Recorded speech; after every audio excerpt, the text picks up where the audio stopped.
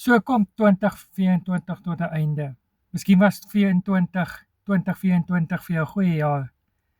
En daar is soveel goeie herinneringe wat vir jou terugflits, wat die jaar gebring het.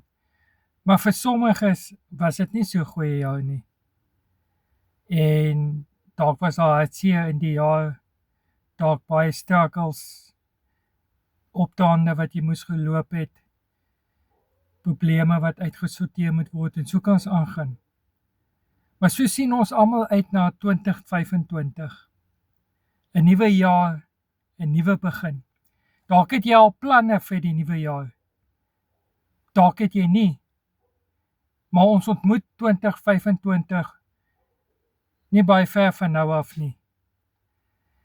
Maar ek wil vir jou ietsie nalaat met die volgende.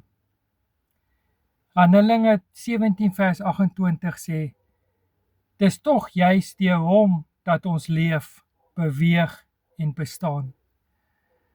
Hoe kan sê jy 2025 aanpak, met planne of sonder planne? Met nuwe uitdagings, dalk met ou struggles. Doen dit in die Here. Beweeg in hom, deur hom. Want ons kan nie anderste as deur die genade van God hierdie nuwe jaar aan te pak nie. Ja, daar gaan uitdagings wees.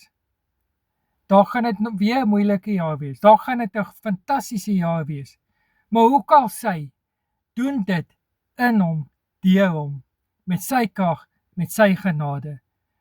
Voorspoedige 2025 vir jou. God bless.